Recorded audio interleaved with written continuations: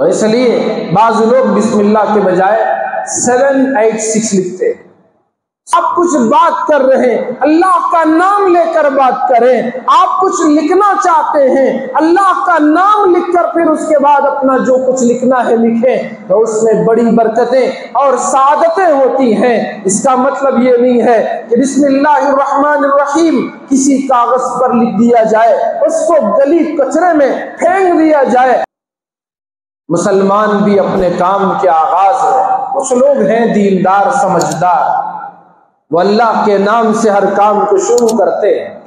گھر بنانے کا کام بسم اللہ سے شروع، دکان لگانے کا کام بسم اللہ سے شروع، ہر کام بسم اللہ سے اگر شروع کیا جائے تو اس میں برکتیں ہوتی ہیں، اللہ کی طرف سے رحمتیں ہوتی ہیں، سعادت اللہ کی طرف سے اس میں ملتی ہے، رحمتوں کا نزول ہوتا ہے۔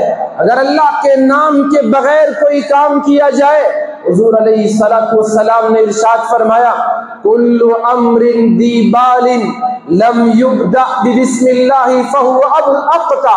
حضور نے فرمایا کہ ہر اہم کام جو بسم اللہ کے بغیر شروع کیا جائے وہ نامکمل اور ادھورا رہتا ہے، اس کا وہ انجام تک نہیں پہنچ پاتا، وہ کام ادھورا رہ جاتا ہے، نامکمل رہ جاتا ہے۔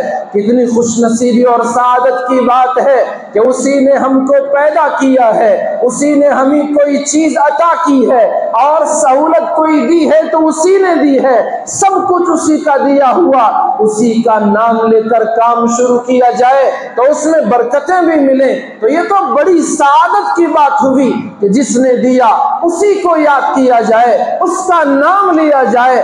آپ کچھ بات کر رہے ہیں، اللہ کا نام لے کر بات کریں۔ آپ کچھ لکھنا چاہتے ہیں، اللہ کا نام لکھ کر پھر اس کے بعد اپنا جو کچھ لکھنا ہے لکھیں، تو اس میں بڑی برکتیں اور سعادتیں ہوتی ہیں۔ اس کا مطلب یہ نہیں ہے کہ بسم اللہ الرحمن الرحیم کسی کاغذ پر لکھ دیا جائے، اس کو گلی کچرے میں پھینک دیا جائے اور مسلمان وہاں سے گزر رہا ہے، اس کی نظر اس پر نہیں پڑ رہی ہے۔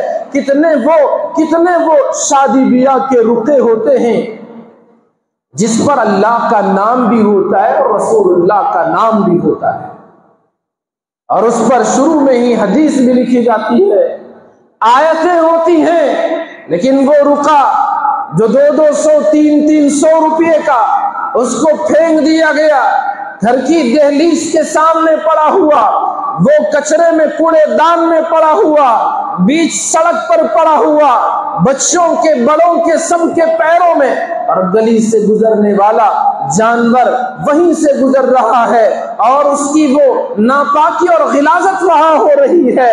تو اس طرح کی بے ادبی، بے حرمتی، یہ بے وقاتی ہمارے لیے وبال بن جائے گی، ہمارے لیے مصیبت کھڑا کر دے گی۔ اللہ کا نام ہے، اس کی عظمت ہونی چاہیے، رسول اللہ کا نام ہے، اس کی عظمت ہونی چاہیے، رسول اللہ کی حدیث ہے، اس کی عظمت اور اس کا احترام اور ادب ہونا چاہیے۔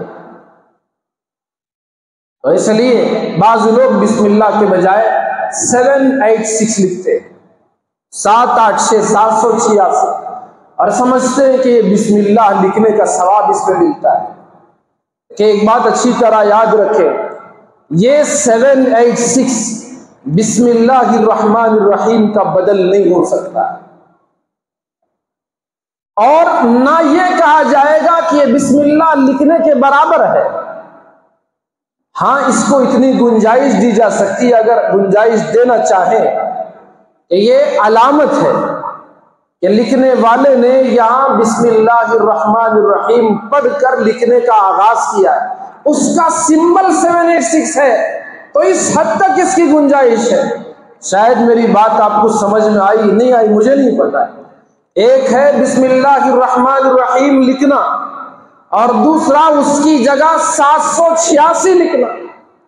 اب یہ 786 جو حروف کے اعداد ہیں، ان اعداد سے نکال کر جوڑ کر بسم اللہ کے 786 اعداد بنائے گئے، لیکن اس کا مطلب یہ نہیں کہ بسم اللہ کی جگہ اب میں کوئی آپ کو بات کروں اور بات کرنے سے پہلے میں کہوں 786 اپنی بات کا آغاز کر دوں۔